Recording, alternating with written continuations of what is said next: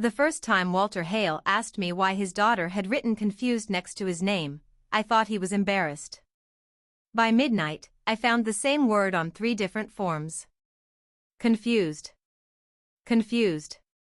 Confused. The strange part was not the word. Families use ugly words when they are scared. Doctors use cold words when they are busy. Facilities use safe words when they do not want responsibility. The strange part was the signature beneath it. Walter had broken 2 fingers on his right hand 12 days earlier, and I had been the one who wrapped them every night before bed.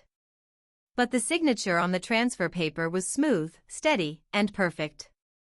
Walter Hale had not signed that form. And by the time I understood why his family needed that form so badly, they had already removed his phone, changed his emergency contact, blocked his oldest friend from visiting, and scheduled a van to take him to a locked memory care wing before sunrise. I had worked 34 years as an emergency nurse before I ever took a night job at Silver Palms Assisted Living. People always assumed retirement meant rest. They said it with a smile, like rest was something you could simply choose after your body had spent decades answering call bells, reading monitors, catching mistakes before they became funerals, and learning how fear changes the way people speak. I tried rest for 6 months. I hated it. My house in Mesa got too quiet after my husband died. My daughter lived in Oregon with 2 children and a life that moved too fast for long phone calls. My neighbors were kind, but kindness is not the same as purpose. I would sit on the back patio with coffee at 5 in the morning and listen to the sprinklers tick against the gravel, and my hands would still be ready for work. So when Silver Palms hired part-time night staff, I applied. They did not really want a nurse. They wanted someone reliable who could help residents to the bathroom, check doors, answer call lights, calm people after bad dreams, and keep the building from feeling empty between 10 at night and 6 in the morning. But my license, even retired, made them feel safe. The director, a polished woman named Bethany Crane, told me during the interview, "We like calm people on nights." I said, "I have been calm in rooms where calm was the only thing left." She laughed because she thought I was joking. Silver Palms sat in Scottsdale behind a row of trimmed palms and beige stone walls. The front lobby had a fountain that never seemed to splash. The dining room had white tablecloths at dinner. The hallways smelled like lemon cleaner, lavender lotion, and money. Families loved the place because it did not look like a place where people were waiting to need more help. There were framed desert paintings along the walls, soft chairs near every window, and a coffee station with tiny wrapped biscotti. The brochure called it independent comfort with assisted peace of mind. That phrase always bothered me. Peace of mind for whom? The residents or the adult children? Walter Hale lived in room 214, at the far end of the 2nd floor, near the east balcony. He was 78, tall even after age bent his shoulders a little, with white hair that he still combed back every morning and blue eyes that could look gentle one moment and sharply amused the next. He had built commercial buildings around Arizona for 40 years. Schools, dental offices, small clinics, churches, strip malls, one courthouse annex he complained about every time local news showed it on television. Ugly roofline, he told me once. I warned them. Nobody listens to a contractor until the rain comes through. Walter was not easy in the way some residents were easy. He did not want to be entertained. He did not like people fussing over him. He read the newspaper with a red pen and circled mistakes in grammar. He kept a yellow legal pad beside his recliner and made lists for no reason he cared to explain. But he was polite. Not sweet, exactly. Polite. The first night I helped him, he was standing in the hallway at 2 in the morning, wearing pajama pants, a cardigan, and one brown loafer. Looking for the other shoe? I asked. No, he said. I found this one first. That usually leads to looking for the other one. He looked at me for a long second, then smiled. You must have been management. Emergency room. Worse. That was Walter. Dry. Careful. Proud. Not confused. He forgot small things sometimes. Everyone did. He would leave his reading glasses on top of the microwave, forget whether he had already watered the plant on his balcony, or call the physical therapist by the wrong name for 2 days. But he knew the date. He knew the president. He knew where he was. He knew what he owned, what he had signed, and who was allowed to make decisions for him. When a resident is truly losing orientation, you can often hear it in the way they reach for the world. They grab at names. They repeat time like it might hold still if they say it enough. Their questions fold back on themselves. Walter did not reach like that. Walter watched. That was why I noticed when he stopped asking for his phone. He had a habit every night at 9:40. He would sit in his recliner, put his glasses low on his nose, and call his old business partner, Frank Morales. They talked for 7 to 10 minutes. Not long. Mostly weather, baseball, construction gossip, and one ongoing argument about whether a certain concrete supplier had been crooked or merely incompetent. Frank had moved to Tucson, but the two men had known each other since 1972. Walter never called him my best friend. Men like Walter often avoid words that make them sound soft. But every night at 9:40, he called. Then one Thursday in late October, he did not. I was passing medication cups with the med tech, Selena, when I saw Walter sitting with his hands folded, staring at the black television screen. "No Frank tonight?" I asked. He looked toward the side table where his phone usually sat. "My daughter took it," he said. I waited. Walter's mouth pressed into a line. "She said I keep misplacing it." "Do you?" "Everyone misplaces a phone." "That is true. She said it's safer if she keeps it for a few days." His voice stayed level, but his thumb rubbed the side of his index finger again and again. That little motion stayed with me. I asked, "Do you want me to call her and ask her to bring it back?" "No," he said too quickly. "No need to start a thing." A thing. That was how families trained older people to name their own discomfort. A thing. A fuss. Drama. A misunderstanding. Not worth upsetting anyone. I did not push him that night. I should have. I have replayed that moment more times than I can count, because every story has a small place where the road turns and you keep walking because the turn does not yet look dangerous. Walter's daughter, Denise Cartwright, came every Monday and Thursday. She was 52, always dressed like she had somewhere more important to be next. Smooth hair, beige blouses, gold jewelry that did not clink because it was too expensive to be noisy. She kissed her father on the forehead in the lobby where people could see, and then spoke to staff in that careful tone some people use when they want to sound kind without treating you as equal. "Daddy can be stubborn," she told me the first week we met. "Don't let him charm you." "I try not to be charmed on the clock," I said. She smiled, but her eyes did not. Her husband, Mark, came less often. He was a financial advisor, though Walter once told me Mark had never advised anyone who was not already rich enough to survive bad advice. Mark wore soft shoes and checked his phone during conversations. He called Walter sir in front of other people and Walter when he thought staff had walked away. There was also Elaine Porter, a private elder care consultant Denise had hired. Elaine was not family, but she moved around Walter's room like she had permission to own the air. She carried a leather binder, wore reading glasses on a chain, and spoke in low professional phrases. "We're just trying to make sure your father's care level matches his needs. We want to avoid a crisis. No one wants to take away independence prematurely." Prematurely. That word bothered Walter. He repeated it one night while I helped him tape a plastic sleeve over his hand before he showered.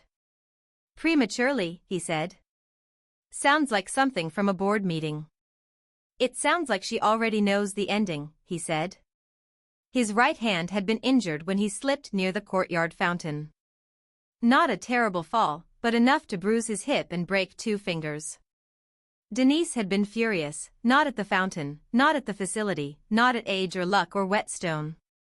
At Walter.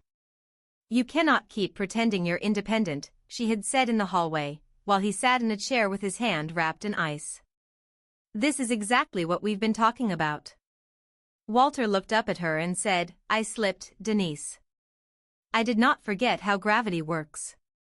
I looked down at the chart so no one would see my face. That was the week the word confused first appeared.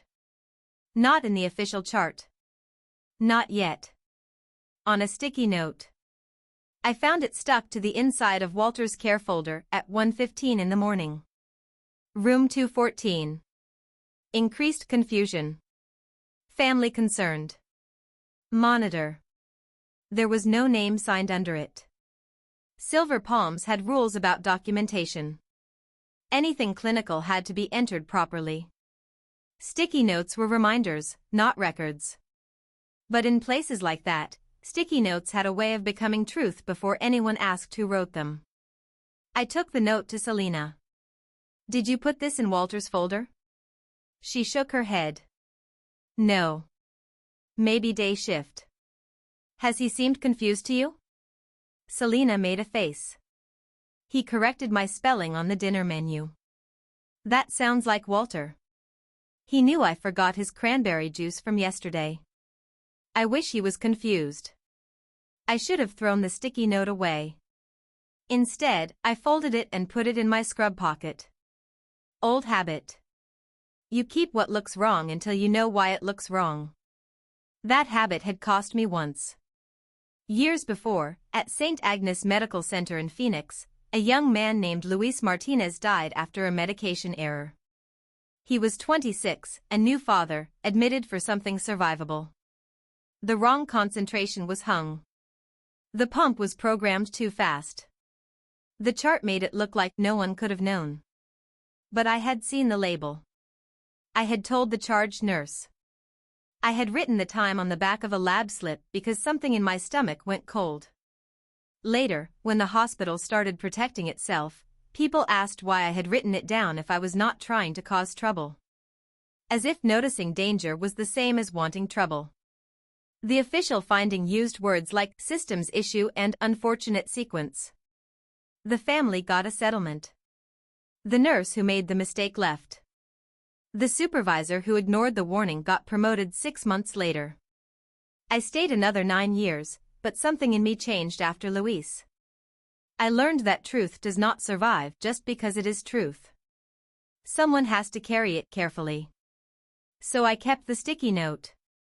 2 nights later, Walter asked me for a pen. He was sitting at his small dining table with his left hand flat on a stack of envelopes, his right hand still splinted. "What are we writing?" I asked. "I am writing." "You are supervising." "Fair." He tried to sign a birthday card for his granddaughter with his left hand. The letters came out slow and crooked. He frowned at the mess. "She'll know it's from you," I said. "That may be the problem." He folded the card anyway. On the top envelope, I saw a name. Lily. I knew Denise had a daughter, Walter's granddaughter. Lily was 24, a graduate student in Chicago. Walter talked about her differently than he talked about Denise. Less guarded. He had a photo of Lily on the balcony, standing beside him in a hard hat when she was maybe 12. "She used to come to job sites with me," he told me once. Asked better questions than grown men. But Lily had not visited since I started at Silver Palms. "Does Lily call?" I asked. Walter's face closed. "Denise says she's busy." That was all he said. The next Monday, Denise came in with Elaine Porter. I was near the nurse's station when they entered, and I saw Denise pause by the sign-in tablet. She did not look toward Walter's room. She looked toward Bethany's office. A meeting. Families were allowed to request care conferences. Staff were supposed to be informed when care plans changed. But private families with money often had private conversations first, and staff were expected to catch up after the decision had already found official language. I saw Walter later that night. His dinner tray was untouched. "Not hungry?" I asked. They had a meeting about me without me. I pulled the visitor chair closer. He pointed to the table. A packet lay there with the Silver Palms logo on top. Memory Support Transition Evaluation. Not memory care. Memory support. Facilities love soft names for locked doors. "Did you ask for this?" I said. Walter laughed once through his nose. "Marion, do I look like a man shopping for a smaller cage?" I picked up the packet. The first page was general information. The second had boxes checked. Recent fall. Medication management concerns. Increased confusion. Family reports unsafe judgment. At the bottom, under resident acknowledgement, there was a signature. Walter Hale. Smooth. Steady. Perfect. I looked at his splinted hand.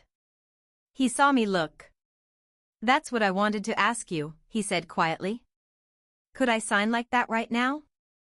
"No." The word came out before caution could soften it. Walter leaned back. "Thank you." "For what?" "For not saying maybe." I set the packet down. "Did you sign this?" "No." "Did anyone ask you to?" "Elaine put papers in front of me this afternoon. I told her I would read them after dinner. Denise said it was only an information packet." Mark stood by the window checking his phone.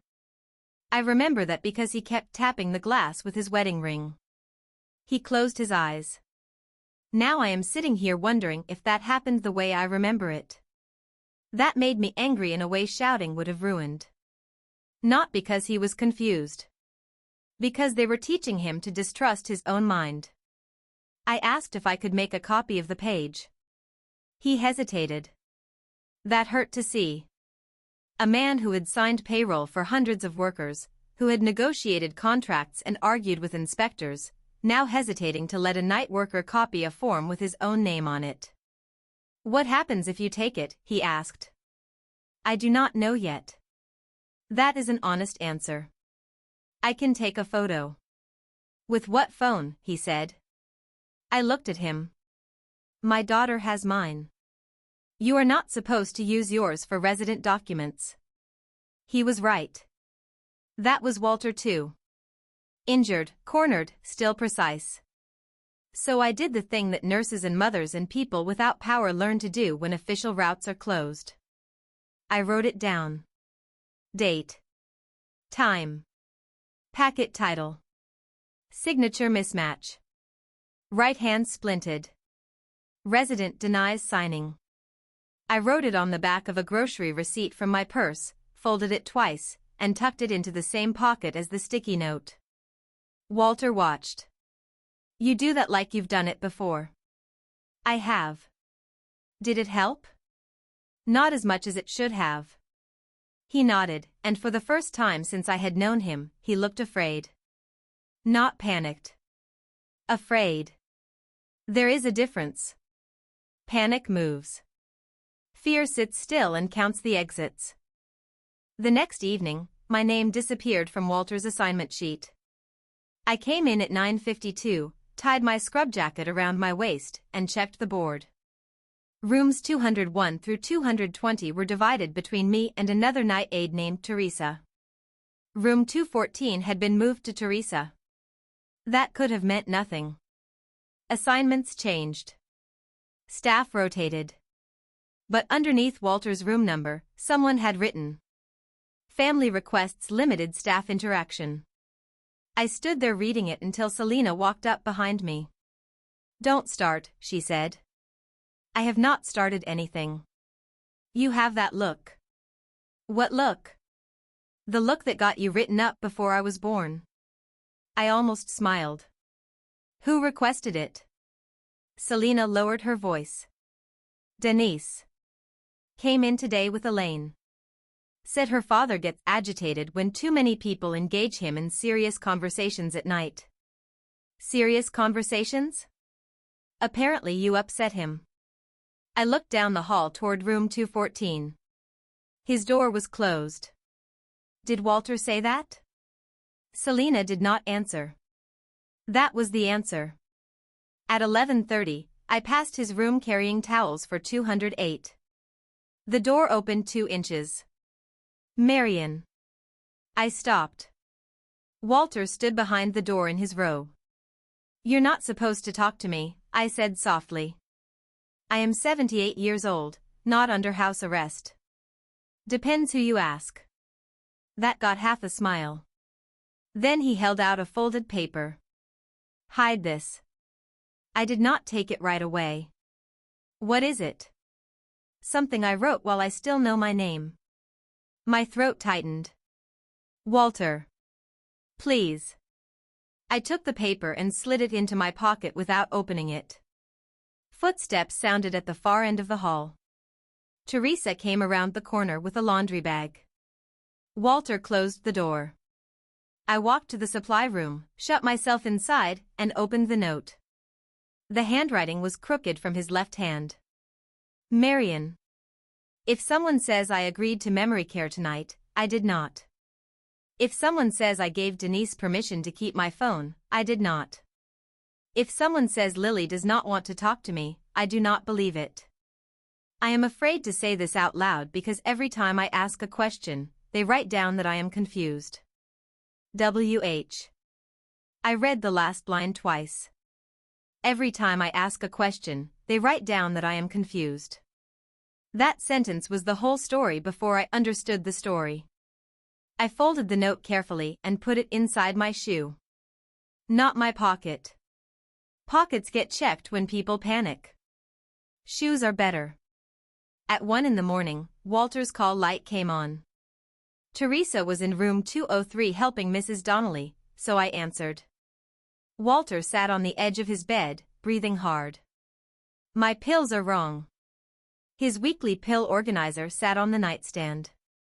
Silver Palms used blister packs for administered medication, but Walter had a few supplements approved for self-management. Vitamin D. A stool softener.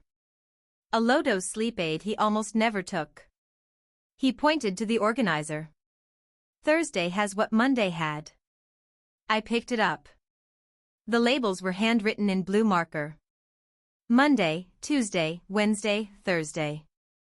Thursday's compartment had a small white tablet I did not recognize. Did you take anything? No. Good. He looked offended. I am not a fool. I did not say you were. But you thought I might be scared enough to act like one. That was fair. I put the organizer in a plastic bag from the bathroom trash can and wrote the time on it. Walter watched my hands. My daughter says I am becoming suspicious. Are you? Yes. At least you are accurate. He laughed quietly, but it did not last. Marion, I need my phone. I know. I need to call Lily. I know. If they put me behind one of those doors before I talk to her, I do not think I will get out.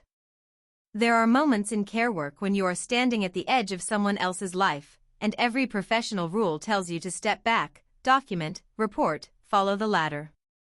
But ladders are only helpful when the people above you are not helping push someone down. I told him I would try. He closed his eyes. Do not lose your job over me. I said, people always say that right before asking you to do something worth losing it over. His eyes opened, and he looked at me for a long time. My wife would have liked you. Was she practical? No, he said. She was useful. People confuse those. I thought about that line all the way home the next morning. Useful. People love useful people until useful people say no. At home, I took Walter's note out of my shoe and placed it in a shoebox on my kitchen table. In that same box, I put the sticky note, the grocery receipt notes, and the plastic bag with the pill organizer after I photographed it with my own phone. I was not supposed to have it. I knew that. But I also knew the tablet in Thursday's slot should not have been there. I called the number Walter had once asked me to write down for Frank Morales. I had kept it in my old nurse notebook because Walter had been worried he would forget it after a software update on his phone. Frank answered on the fourth ring. Who is this? My name is Marion Brooks. I work nights at Silver Palms. I care for Walter Hale. Silence. Then, is he dead? The question came too fast. No. Frank exhaled hard. Is he hurt? Not exactly. What does not exactly mean? It means I need to ask whether you have spoken to him recently. No, Frank said. I've been trying. Calls go straight to voicemail. I drove up last week. They told me he was resting and family requested no visitors. Who told you that? Some young woman at the front desk. She looked like she wanted to disappear. Did you sign in? I tried. My name wasn't approved. I closed my eyes. Visitor list. Another piece. Frank said, listen to me. Walter is not confused. He is stubborn, proud, and mean about tile work, but he is not confused. I know. Then why are you calling me? I looked at the shoebox. Because I think his family is building a record that says otherwise. Frank did not speak for a long moment. When he did, his voice was lower. Denise? I cannot accuse anyone. You did not have to. He gave me Lily's number. I called it and got voicemail. Her voice sounded young and tired. Hi, this is Lily. Leave a message and I'll call you back when I can. I did not leave one. Not yet. Calling a granddaughter and saying, your mother may be isolating your grandfather, is not a small thing. It is a match in a dry room. Once struck, it burns beyond your control. So I waited. Waiting is the part stories skip because it is not dramatic enough. But waiting is where people get trapped. The next night, Bethany called me into her office before I even clocked in. Her office smelled like eucalyptus and printer toner. Behind her desk was a framed certificate about excellence in senior living. Beside it sat a photo of her with the Scottsdale Chamber of Commerce, both hands around a glass award shaped like a flame. Marion, she said, motioning to the chair. I stayed standing. She noticed. I wanted to touch base about boundaries. There it was. Boundaries. A word people use when they are about to protect the wrong side of a line.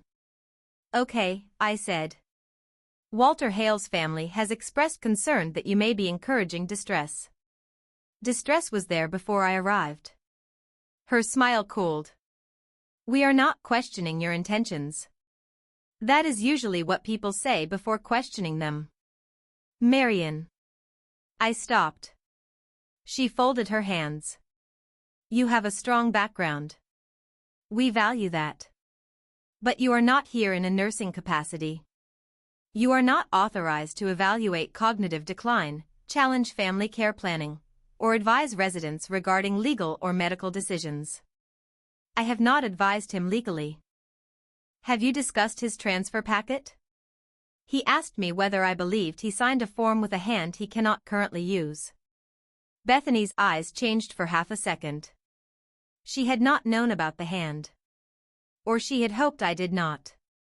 Families often help complete paperwork, she said. Signing someone else's name is not helping. That is not an accusation we should make lightly. I did not make it lightly. The room got very quiet. Bethany leaned back. Denise Cartwright is Walter's legal emergency contact. Since when? Her mouth opened, then closed. I waited. She clicked her mouse, looked at her screen, and said the update was received Tuesday. Walter told me he did not approve that. He may not remember. That sentence sat between us like spoiled food. I said, he remembers the roofline on a courthouse built in 1986, but not who should be called if he falls? Bethany's face tightened. Be careful. I am. No. You are being personal. Sometimes people call you personal when they want you to stop noticing details. Bethany slid a paper across the desk. It was a written reminder of role expectations. Not a disciplinary action. Not yet. Just a document that could become one later. I signed it because refusing would give them an easier way to remove me immediately. But under my signature, I wrote the time. 9:18 p.m. Bethany noticed. What is that? A habit. She did not like that. At 10:05, Denise arrived. Not during visiting hours. After. She came through the side entrance with Elaine Porter. Mark followed carrying a thin laptop case. The front desk allowed them in because money has its own visiting hours. I watched from the linen alcove while they walked toward Walter's room. Denise's face was tight. Elaine carried her leather binder. Mark was saying, we cannot keep dragging this out. Denise whispered, lower your voice. I could have followed. I did not. Instead, I went downstairs to the front desk, where Janelle, the young receptionist, was organizing visitor stickers. Can you print the visitor log for 214 for the past 2 weeks? I asked. She blinked. Why? Care plan audit. That was not exactly a lie. It was not exactly true. Janelle hesitated. Bethany said all Walter Hale requests go through her. Did she put that in writing? Janelle looked scared. That made me soften. You do not have to do anything that gets you in trouble, I said. Her eyes flicked toward the hallway. I like Mr. Hale, she whispered. I do too. She clicked quickly, printed 2 pages, folded them, and passed them under a stack of blank name tags. Please do not say I did. I will not. Upstairs, Walter's door was closed. Raised voices came through the wood. Not shouting. Controlled voices. The kind worse than shouting because they have already planned what they will deny. Denise said, Dad, this is not punishment. Walter answered, then why does it feel like I am being moved without a trial? Elaine said, that kind of language is exactly what concerns us. Mark said something I could not catch. Then Walter's voice, sharper. Give me my phone. A chair scraped. Denise said, you called Lily 6 times last month and upset her. Walter said, I call Frank every night. Elaine replied, repetitive calling can be a sign of anxiety. That was when I had to grip the cart handle to stay where I was. Repetitive calling. A man calls his oldest friend every night for 10 minutes, and suddenly it becomes a symptom. That is how it happens. They do not take your life away in one dramatic motion. They rename your habits until your habits sound like evidence against you. At 11:40, Denise and Mark left. Elaine stayed another 20 minutes. When she finally came out, she saw me by the ice machine. Marion, she said. Elaine. I understand you care about Walter. I do. That can become complicated. Only when people make it complicated. Her smile had no warmth. You have experience in hospitals, correct? 34 years. Then you know decline can look different at different times of day. Yes. And you know residents can present well to outsiders while struggling privately. Outsiders? She tilted her head. Staff who do not know the family history. I almost laughed. Not because anything was funny. Because that was the cleanest insult she could have chosen. Outsider. The person who answered the call light was an outsider. The daughter who took the phone was family. Elaine stepped closer. Walter is charming. Very intelligent people can hide impairment. Families often have to make painful decisions before staff understand the full picture. Painful for whom? Her eyes sharpened. Excuse me? You said painful decisions. I asked for whom? Everyone. No, I said quietly. Usually not everyone. She looked at me for a long second, then said, you should be careful not to let your personal history color your judgment. I had never told Elaine my history. Bethany had. Or Denise had searched. Either way, that was not concern. That was a warning. I said nothing. Elaine walked away. I watched her press the elevator button and thought of Walter's line. She sounds like she already knows the ending.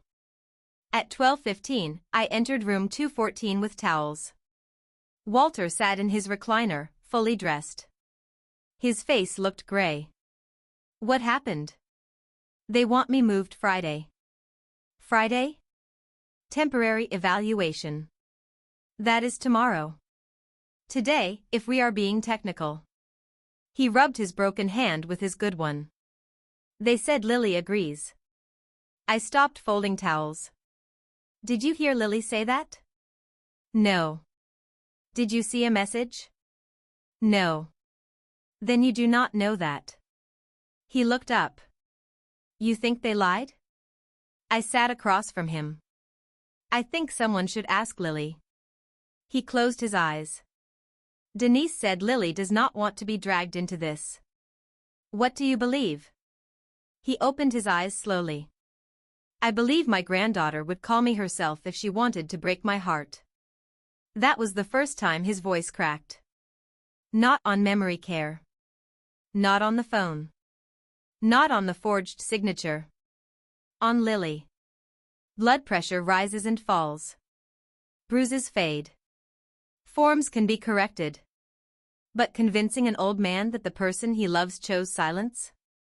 That reaches a place charts do not measure. I asked, did they leave anything?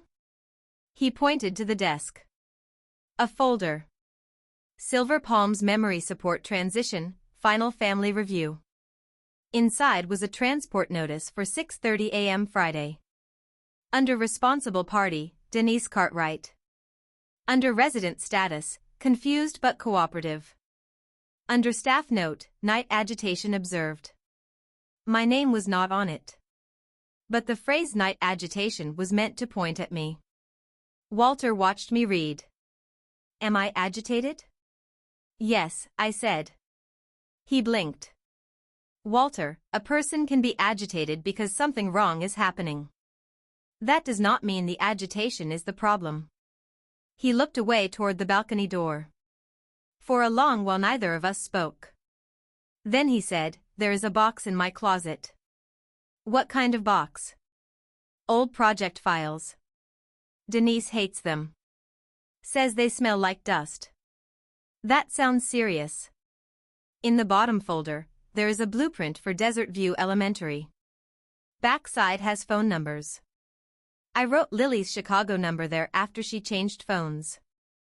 I did not put it in my cell because Denise was helping me transfer contacts. I understood. You want me to get the number? I want you to call her. I have her number. He turned back. How? Frank. Walter's face changed at the name. You spoke to Frank? Yes. His eyes filled so quickly he turned his head before I could pretend not to notice. He tried to visit, I said. They blocked him. Walter pressed his good hand over his mouth. That was the moment the story became bigger than a bad daughter. Because his face did not say, they hurt me. It said, I almost believed them. I stepped out and called Lily from the stairwell. This time, I left a message. Lily, my name is Marion Brooks. I worked nights at Silver Palms Assisted Living with your grandfather Walter Hale. I am sorry to call like this. I need to know if you are aware of a memory care transfer scheduled for Friday morning. I am concerned Walter may not have agreed to it. Please call me back as soon as you can. I did not say forged signature. I did not say your mother is lying. Not on voicemail. At 2:06 a.m., my phone buzzed. Unknown number. I answered in the staff bathroom with the fan running. This is Lily Hale. Her voice sounded breathless. Thank you for calling. What transfer, she said. So there it was. Not confusion. Not family agreement. Not everyone on the same page. What has your mother told you? I asked. That Grandpa asked for more help and did not want visitors until he settled. She said he gets overwhelmed. She said my calls upset him. Have you tried calling? Yes. His phone is off. Did you agree to memory care? No. Did you tell your mother you did not want to be involved? What? No. Her voice broke on the last word. Then she asked, quieter, is he scared? I closed my eyes. Yes. A small sound came through the phone. Not a sob exactly. A person trying not to become one. I knew something was wrong, she said. He missed my birthday call. He never misses my birthday. My mom said he was sleeping. Then she said he was having a hard week. Then Mark texted me that pushing him would make the decline worse. Can you come? I'm in Chicago. Can you get here by morning? I can get on the first flight. That may not be soon enough. What do I do? I looked at the bathroom door. Send me a text saying you do not consent to the transfer, you want to speak with your grandfather directly, and you have not agreed to restrict visits or calls. Will that stop it? I do not know. Honest answers are sometimes cruel, but false comfort wastes time. Lily sent the text. I took a screenshot, sent it to my email, then deleted the notification from my lock screen. At 3:10, Walter was awake. I showed him Lily's message. He read it once. Then again. Then he held the phone away like the words were too bright. She did not leave me, he whispered. No. His shoulders dropped. I have seen morphine bring less relief. He asked if he could hear her voice. I should have said no.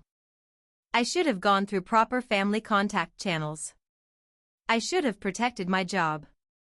Instead, I called her. When Lily answered, I put the phone on speaker and set it on Walter's tray table. Neither of them spoke at first. Then Lily said, Grandpa? Walter closed his eyes. Hi, kid. That was all.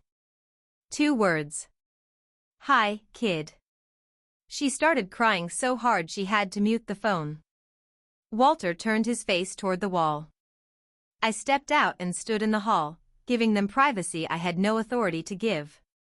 When I returned 10 minutes later, Walter was holding the phone with both hands, broken fingers and all. Lily was saying, do not sign anything. I'm coming. Walter said, apparently I already signed everything beautifully. Even then, he found a dry line. When the call ended, he gave me back the phone. Thank you. We are not done. No, he said. I suppose now we pay for it. At 4:35 a.m., Bethany arrived early. Directors do not arrive before sunrise unless someone has called them. She came upstairs with Denise and Mark. I was at the nurse's station. Selena was restocking gloves. Teresa disappeared into 207 because she hated conflict and had good instincts. Denise walked straight toward me. Her face was pale under perfect makeup. Where is my father? In his room. Did you contact my daughter? I did not answer fast enough. That was answer enough. Denise lowered her voice. You had no right. I said, Walter asked to speak with her. He is not capable of understanding the stress he causes. Lily seemed capable of deciding whether she wanted to hear from him. Mark stepped in. You are an employee. This is a private family matter. There is a signed transfer scheduled in 2 hours that the resident denies signing. Bethany said, Marion, stop.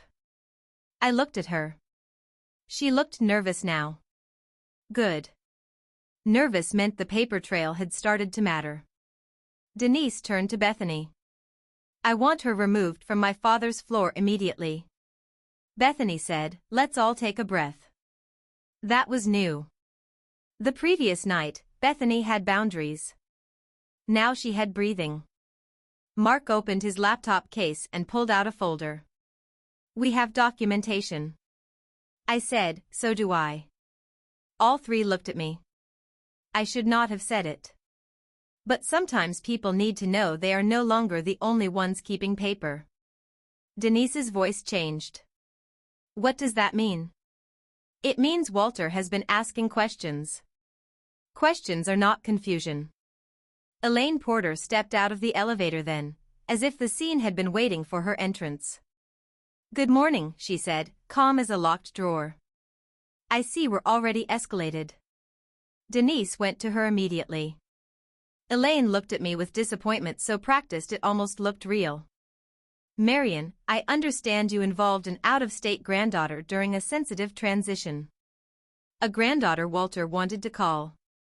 Walter is experiencing paranoia around family decisions.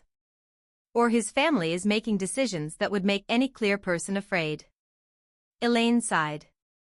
That is exactly the kind of inflammatory framing we are trying to avoid. There it was again. Reasonable language wrapped around an unreasonable act.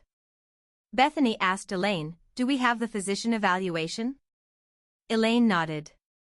Dr. Klein signed off yesterday afternoon. My stomach tightened.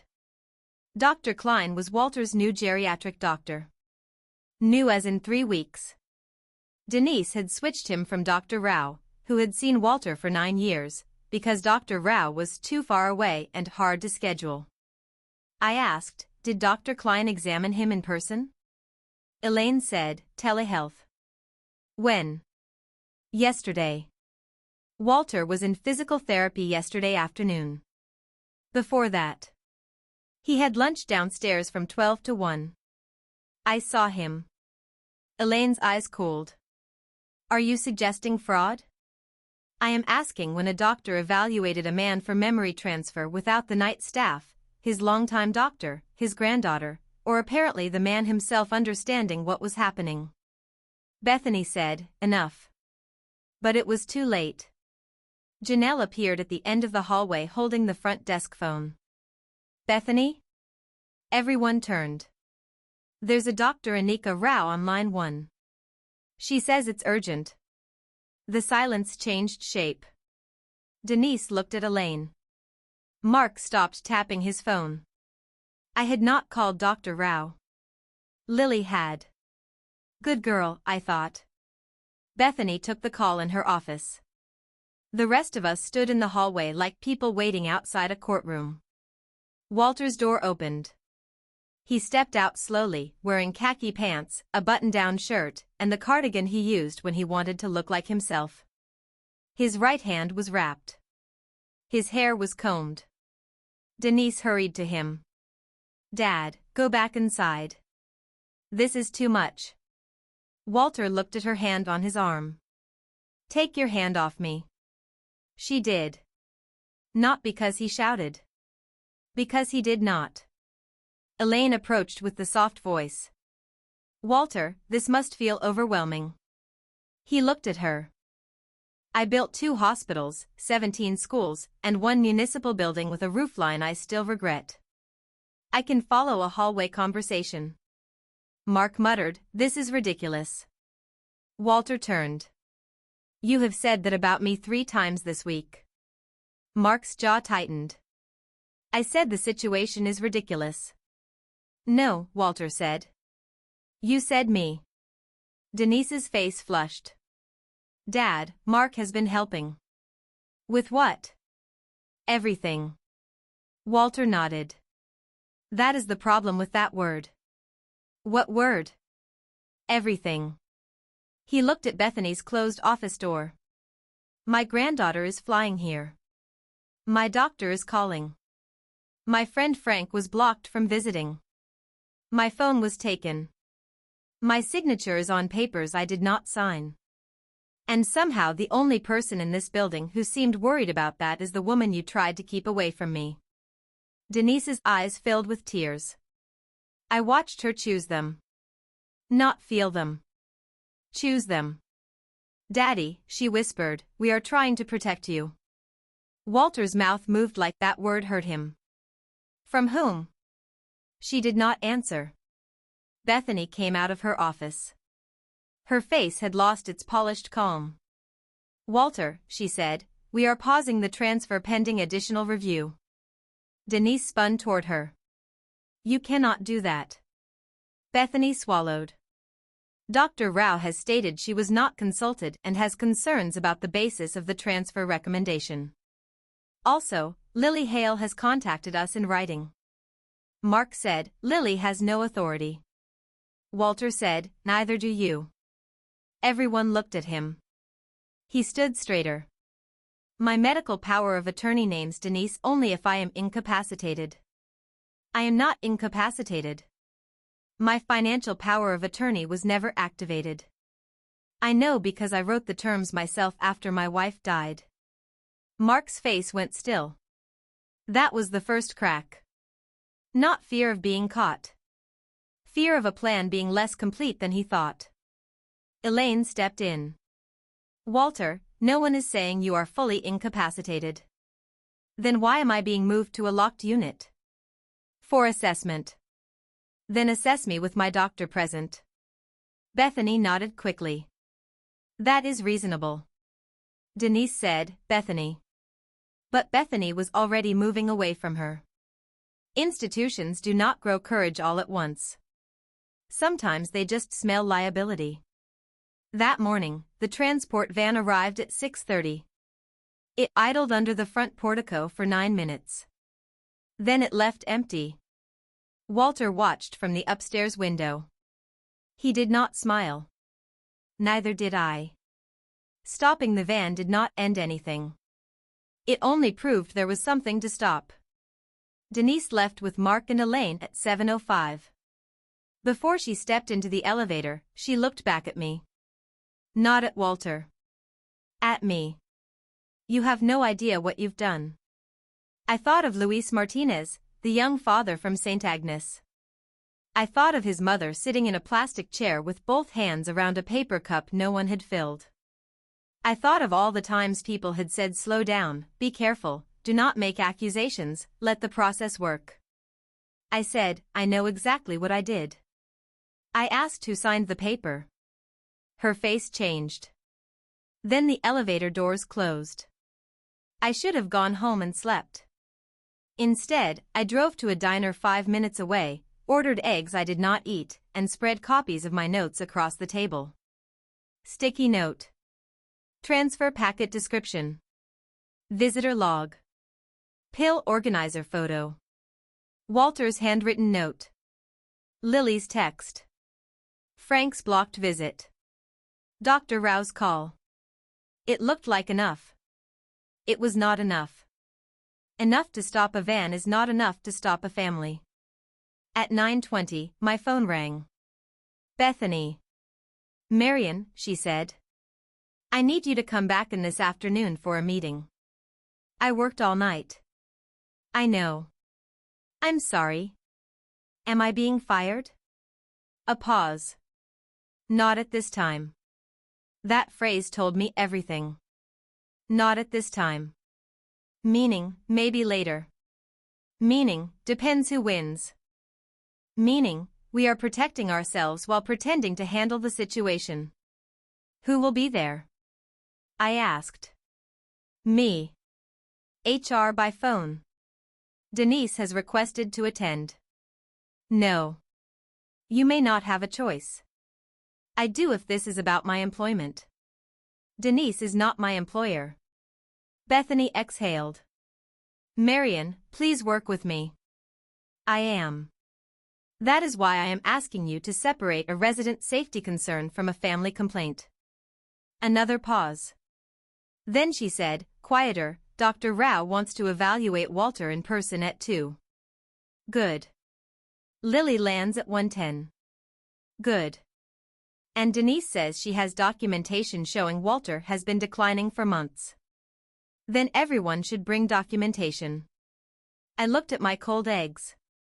Bethany. Yes? Do not let them be alone with him before Dr. Rao gets there. She did not answer. Bethany. I heard you. I went home, showered, changed into clean clothes, and put the shoebox in the trunk of my car. Then I sat on my bed for 9 minutes, fully dressed, with my shoes on. My hands were shaking. That surprised me. During emergencies, my hands never shook. Blood, alarms, angry families, failing airways, overdoses, bad news in waiting rooms. My hands knew what to do. But this was not an emergency in the old sense. No monitor screamed. No one ran. No code light flashed. This was slower. A life being administratively erased. And slow harm can make you doubt yourself because every individual piece can be explained by someone who benefits from explaining it. A phone taken for safety. A visitor blocked to reduce stress. A transfer for assessment. A signature helped by family. A doctor switched for convenience. A night worker removed for boundaries. A granddaughter told not to upset him. Each piece alone sounded manageable. Together, they were a room with no door. I almost called in sick. I almost told myself Lily was coming now, Dr. Rao was involved now, Bethany was nervous now. Maybe that was enough. Then I remembered Walter's note. If someone says I agreed to memory care tonight, I did not. So I went back. Lily arrived at Silver Palms at 1:48 p.m., pulling a small black suitcase behind her, hair coming loose from a bun, eyes red from the flight. I was in the lobby when she came through the doors. She looked younger than 24 right then, or maybe just scared. Marion? Yes. She hugged me before I could decide whether that was appropriate. I'm sorry, she said into my shoulder. For what? I knew something was wrong and I let my mom explain it. That sentence told me she was Walter's granddaughter.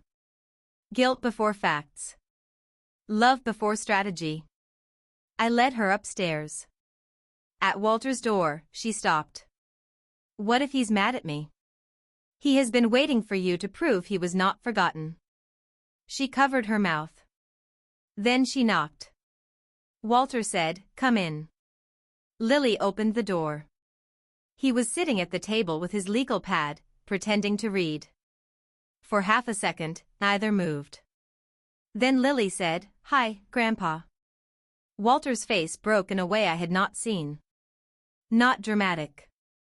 Just one line of control slipping at the mouth. "Hi, kid." She crossed the room and wrapped both arms around him carefully because of his hand. He held her with his left arm and stared at the wall like he could survive the feeling if he did not look directly at it. I stepped back.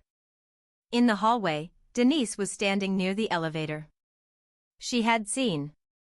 That mattered. Not because it hurt her. Because it ruined a story she had been telling. She walked toward me. I want to speak with my daughter. She is with her grandfather. Do not put yourself between me and my child.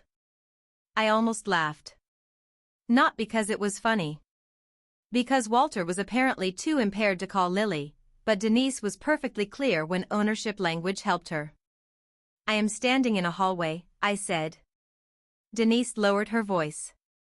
You think you are helping, but you do not know this family. No, I said. I know forms. Her eyes flashed. My father has been declining for years. Then why did his longtime doctor not know about this emergency transfer? Dr. Rao enables him. Enables him to what? To pretend nothing is wrong. Or to remain a person until there is actual evidence otherwise. Denise's face hardened. You are very self-righteous for someone paid by the hour. There it was. The thing under the polished voice. Paid by the hour. Not nurse. Not witness. Not person. Hourly. Temporary. Replaceable. I felt the insult land, but not where she wanted it to. I had been paid by the hour most of my life. Hourly people know things salaried people miss. We know who visits, who calls, who waits until the bill is due, who performs affection near the lobby and leaves before bedtime. We know how fear smells in a room after family leaves. So I said, that is true. She blinked. I am paid by the hour. Last night, one of those hours was the hour your father almost got moved behind a locked door with a forged signature. Her lips parted. Before she could answer, Dr. Rao came out of the elevator. She was small, gray-haired, wearing navy slacks and a white coat over a green blouse. She carried no performance with her. Some doctors enter rooms like they expect attention. Dr. Rao entered like she expected facts. Bethany came behind her, carrying a folder. Where is Walter? Dr. Rao asked. In his room, I said. Good. Denise stepped forward. Doctor, I'm glad you're here. We've been trying to manage this very carefully. Dr. Rao looked at her. Have you? Denise stopped. Dr. Rao turned to me. You are Marion Brooks? Yes.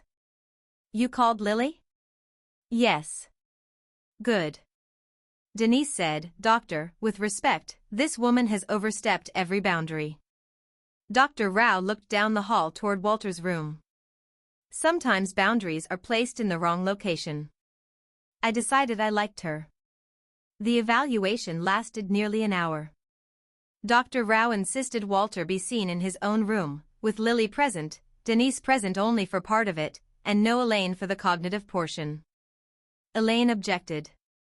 Dr. Rao said, You are not my patient's physician. Elaine closed her binder. That sound was satisfying in a small, human way I am not proud of but will not deny. Walter answered orientation questions. Date. Place. Current events. Medication names. Granddaughter's birthday. The address of his first house. The name of the superintendent who once poured concrete in July without proper shade and got 6 men sick. Dr. Rao listened, wrote, asked him to draw a clock, remember 3 words, subtract 7s, explain similarities. He did well. Not perfect. Aging is not a performance test where dignity requires perfect scores. But he did well. Then Dr. Rao asked, Walter, do you understand what memory support transfer means? He looked at Denise. Yes. Do you want it? No. Do you feel unsafe in your current room? He paused. I feel unsafe when my phone is gone. Denise looked away. Dr. Rao wrote that down. Do you know who you want involved in your medical decisions? Yes. Lily, if she agrees. Frank is backup. Denise only if Lily cannot be reached. The room went still. Denise's eyes filled again, but this time the tears looked less chosen. Dad. Walter did not look at her. Dr. Rao said, that is a separate legal document, but medically I am documenting your stated preference. Mark, who had arrived halfway through and stood near the door, finally spoke. This is being done under emotional pressure. Walter looked at him. You mean mine or yours? Mark's mouth closed. That was the second crack. But the biggest crack did not come until Dr. Rao asked about the signature. Bethany laid the transfer packet on the table. Dr. Rao looked at Walter's wrapped hand. Did you sign this? No. Denise said, Dad, you were tired. Elaine helped you review several pages. I did not sign this. You may not remember. Walter turned toward her fully. Denise, I remember you wearing a yellow dress to your 5th birthday party and crying because the pony had a cough. I remember the first time you lied to me about skipping school because you forgot you had left your backpack in my truck. I remember your mother asking me to be softer with you because she said you were harder on yourself than anyone knew. Do not stand in my room and tell me I cannot remember whether I signed away my own door. No one spoke. Lily wiped her face. Denise looked like someone had touched a bruise she had hidden for years. For one moment, I almost felt sorry for her. Not enough to excuse her. Enough to remember she was human. Dr. Rao requested a handwriting comparison.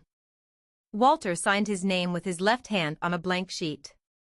It was slow, crooked, uneven. Then he attempted with his injured right hand. He winced.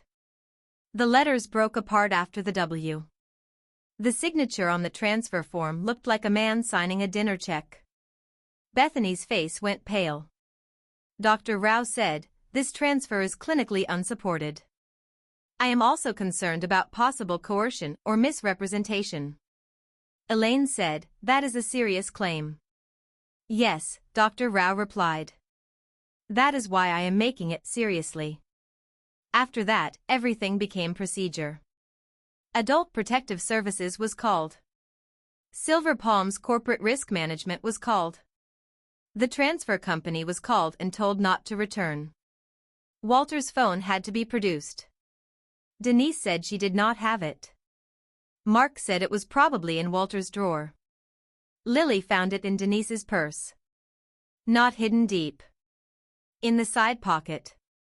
Like Denise had grown so used to controlling it that she forgot it was evidence.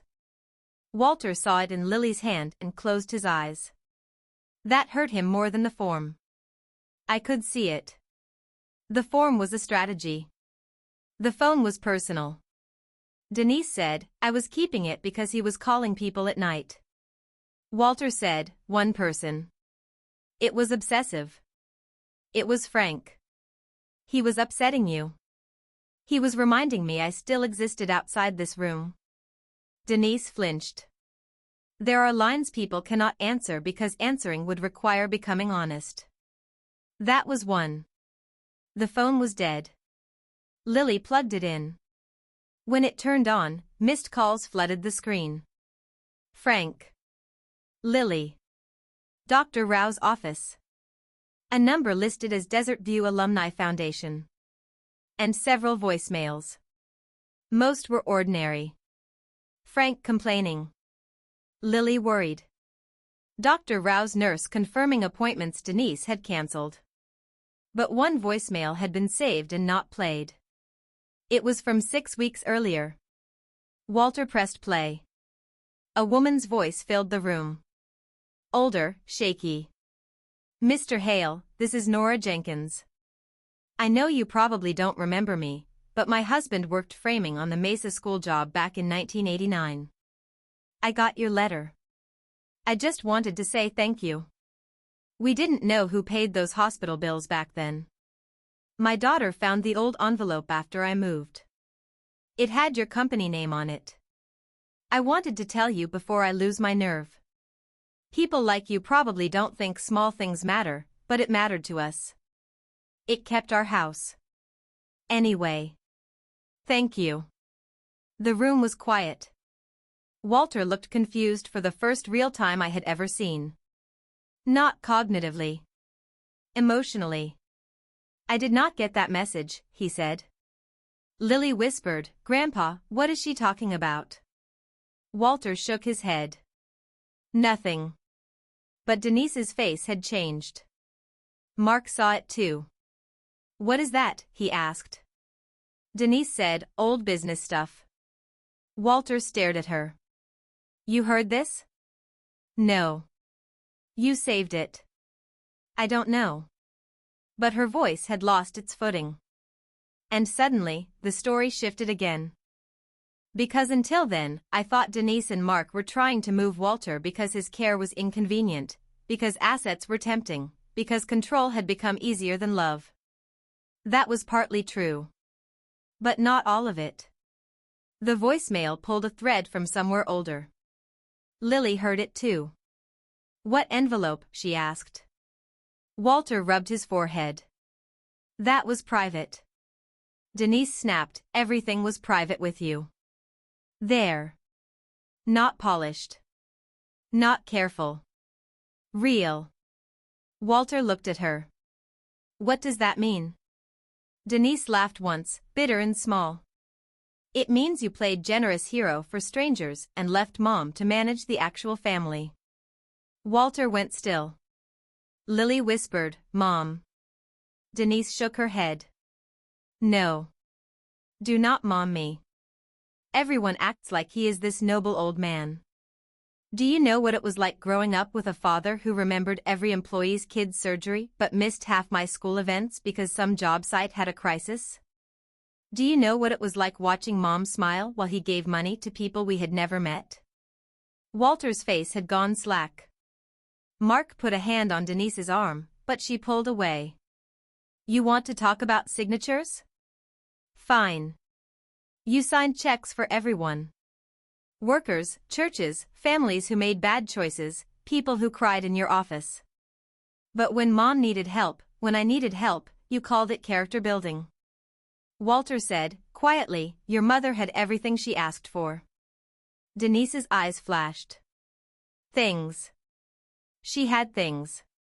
She did not have you. The room changed again. This is why real betrayal is harder than simple villainy. Because sometimes a person can be wrong, deeply wrong, dangerously wrong, and still be carrying an old wound that explains the shape of the wrong. Denise had not invented her pain. She had used it as permission. That was different. And worse. Walter's voice dropped. So you decided to put me away? I decided someone finally had to be practical. Practical. One of those boomerang words. It had been on her tongue from the beginning. Practical about the phone. Practical about care. Practical about memory. Practical about removing a person from his own life. Walter looked at her, and something in him seemed to age 10 years. Your mother died holding my hand. Denise's face twisted. Yes. After waiting 40 years for it. Lily started crying again, but silently now. Dr. Rao closed the folder. This conversation should continue privately, but not before the safety concerns are addressed. Denise seemed to remember where she was. Her face shut down. Elaine took over again, but her timing was off now. Emotional history does not negate cognitive risk. Dr. Rao said, no, but forged signatures negate consent. Elaine had no clean phrase for that. By 5 that evening, Walter's chart had been corrected. The word confused was not removed, because records do not like disappearing mistakes. But Dr. Rao added a note directly beneath it. Resident alert and oriented during in-person evaluation. Transfer declined by resident. Prior signature disputed. Further review required. Walter's emergency contact was updated temporarily to include Lily. Frank was added to the visitor list. Denise objected. Walter said, Frank stays. She did not fight it. Not because she agreed. Because too many people were watching. I went home that evening with a headache behind my eyes and the strange empty feeling that comes after crisis work. Everyone thinks victory feels bright. Often it feels like cleaning up after a storm while the sky is still dark. I slept 4 hours. When I woke, there were 3 missed calls from Silver Palms. I called back. Selena answered. You need to get here. What happened? Walter's gone. For a second, the room tilted. What do you mean gone? Not dead. Gone. He left with Denise. I was already reaching for my shoes. What? Bethany is losing her mind. Lily was asleep at a hotel. Frank showed up and nobody knew where Walter was. Denise came before breakfast with some paper saying she was taking him to an outside appointment. Teresa thought it was clear because Mark was with her and Elaine signed the visitor log as care consultant. What appointment? No one knows. I drove faster than I should have. At Silver Palms, The lobby looked normal in the cruel way places look normal when something is wrong inside them. Fountain running. Biscotti wrapped. Two residents arguing gently about a crossword answer. Bethany met me near the elevators. Her face looked stripped of makeup though she was wearing it. I did not authorize this, she said before I spoke. Where is Lily? On her way. Frank is in Walter's room. Have you called Denise? Yes. No answer. Mark? No answer. Elaine? She says Walter requested a private appointment and she cannot disclose details. I stared at her. Bethany. I know. No, I need you to hear yourself. A disputed transfer, forged signature concern, APS notification, and the next morning the same family removes him with the same consultant, and you are telling me privacy? Her face crumpled for 1 second. Then she straightened. I called APS again. I called corporate. I called Dr. Rao. Call Scottsdale Police for a welfare check. I was told to wait for corporate legal. There are sentences that tell you an institution has chosen its own fear over a person's safety. I turned toward the elevator. Frank was in Walter's room, standing by the closet with a baseball cap in his hands. He was 80, broad-shouldered, with brown skin weathered by Arizona sun and eyes that looked ready to fight someone half his age. You Marion? Yes. He shook my hand hard. Where is he? I don't know yet. Frank pointed to the closet. They took his project box. That stopped me. The old files? Gone. I know because he told me years ago never to let him throw that stuff out. Said it was the only honest record of his life. I looked at the empty shelf. The bottom of the closet had a dust rectangle where the box had been. Why take old project files? Denise had hated them, Walter said. They smelled like dust. But suddenly they mattered enough to remove.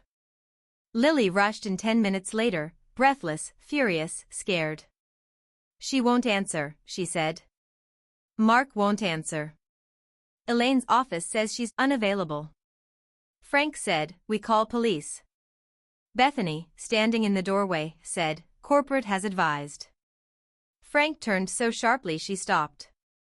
Lady, I poured concrete in August with men who had more sense than your corporate legal. Bethany did not answer. Lily looked at me. Where would they take him? I thought of Denise's anger. Generous hero for strangers. Old checks. Hospital bills.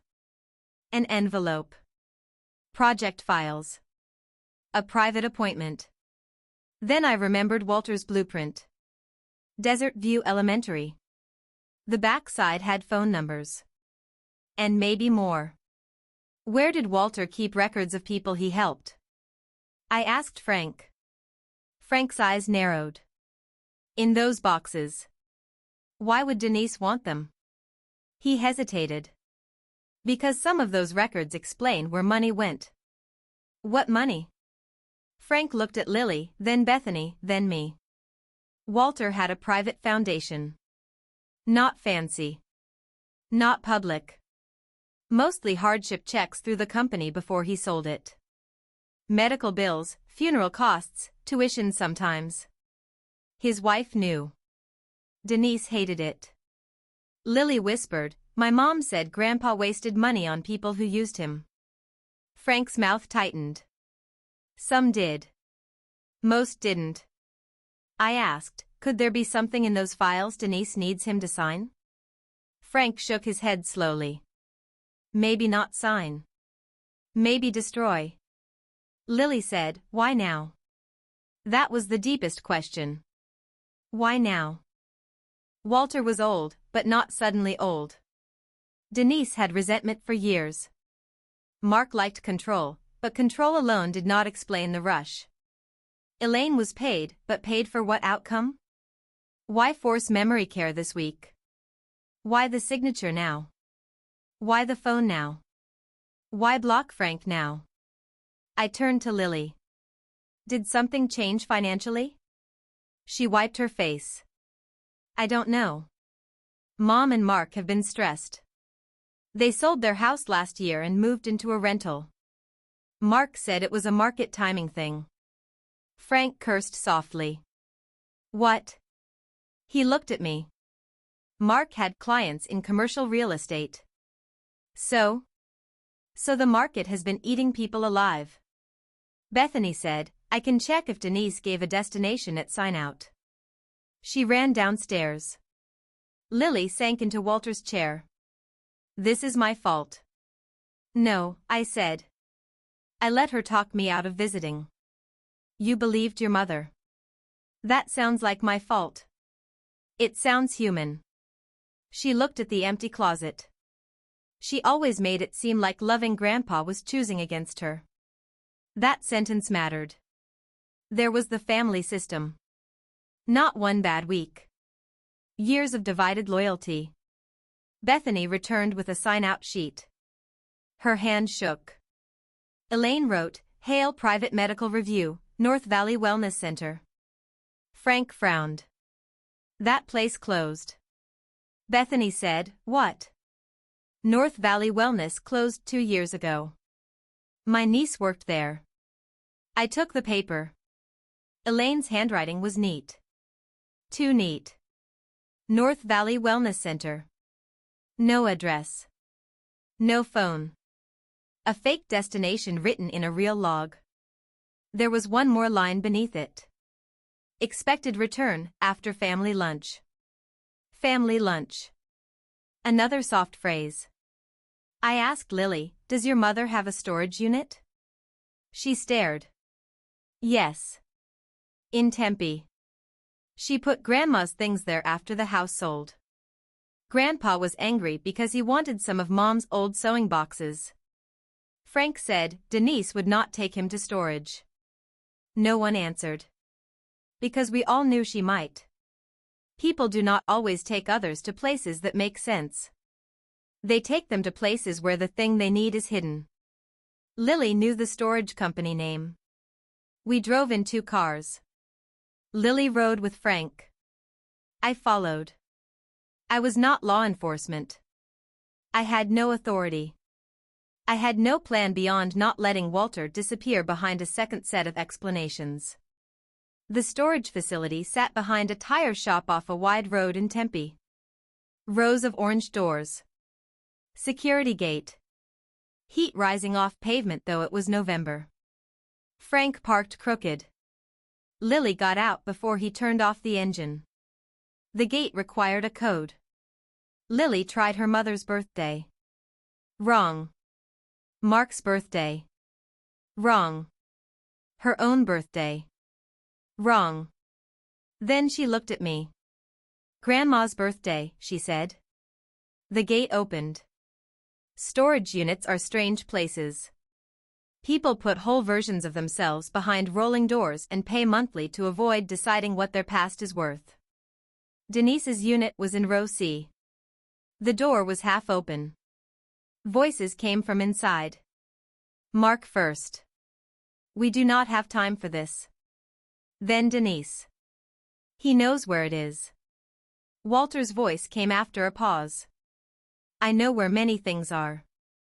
That does not mean I owe them to you. Lily's face went white. Frank started forward. I grabbed his arm. Wait.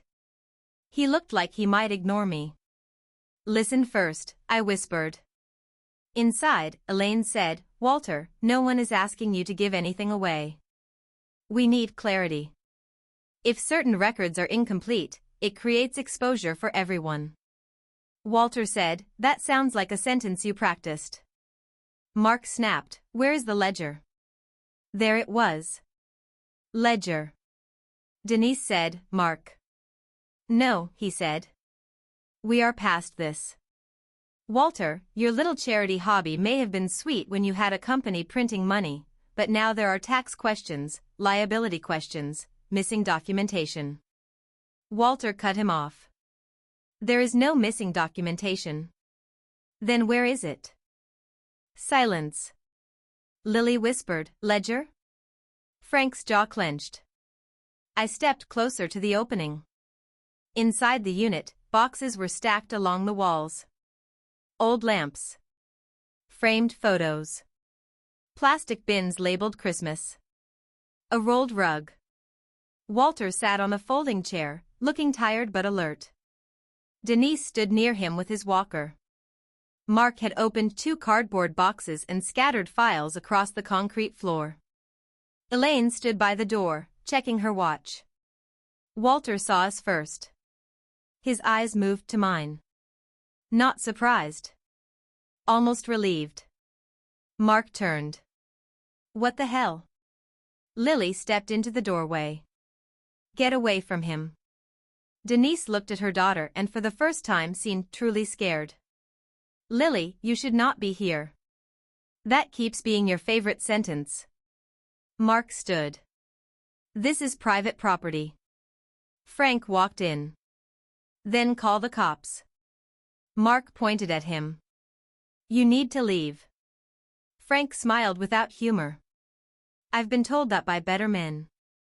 Elaine moved toward the doorway. I think everyone needs to calm down. I said, Walter, did you come here willingly? Everyone stopped. That was the question. Not whether Denise had reasons. Not whether Mark had papers. Not whether Elaine had phrases. Did you come here willingly? Walter looked at Denise. Then at Lily. Then at me. I agreed to leave Silver Palms because Denise said she would take me to see my wife's things. Denise closed her eyes. Walter continued. When we arrived, Mark asked about the ledger. Lily turned to her mother. You lied to him. Denise said, it is not that simple. It actually is, Walter said. His voice was tired but clear. You used your mother.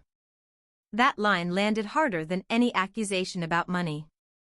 Denise's face broke open. You do not get to say that to me. Walter nodded slowly. No. Maybe I don't. For a second, the old wound entered the room with them. Walter's dead wife. Denise is a child. Work sites. Missed dinners. Checks to strangers. Years of resentment curdled into control. Then Mark ruined the moment by reaching for a blue binder near Walter's feet. Frank stepped on it. Mark looked down at Frank's boot. Move. No. That binder belongs to the family. Walter said, it belongs to me. Mark laughed. You keep saying that like it means something. Walter, you are not in a position to manage this anymore. Because I am confused? Because you are vulnerable. Walter nodded. And you are what? Helpful? Mark's face darkened. Lily picked up the binder. Denise moved toward her. Lily, give that to me. Lily held it tighter. What is in it? Old records that could hurt Grandpa if misunderstood. Frank said, then let us understand them. Elaine said, this has become inappropriate. I looked at her. You helped remove a resident under false destination documentation the morning after a disputed memory care transfer. We passed inappropriate 20 miles ago. Elaine's face went still. That was when I knew she understood risk better than loyalty. She took one step back. Mark saw it. Elaine. She did not look at him. Lily opened the binder. Inside were columns in Walter's handwriting. Dates. Names. Amounts. Reasons. Not tax evasion. Not missing money. A private record of help given. Hospital deductible, Jenkins family. Funeral flowers and balance, P. Alvarez. Tuition gap, Morales niece.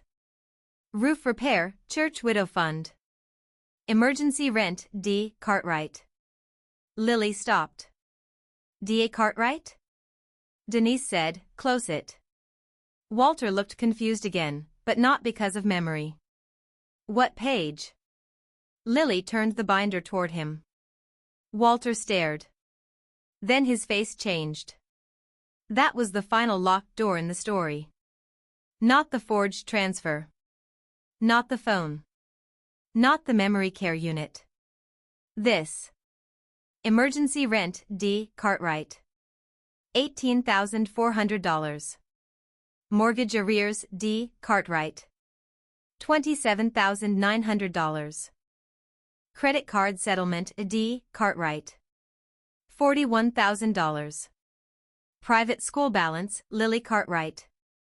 $15,600. Medical premium, Denise Cartwright. $9,200. All dated years ago. Lily whispered, "Mom?" Denise's whole body seemed to fold inward. Mark looked from the binder to Denise. "You told me your mother paid those." Walter's voice was barely audible. "Denise?" She did not answer.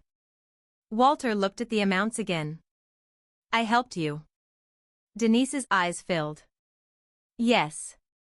You said I never helped." "I said you were never there." "That is different." It did not feel different. He sat back.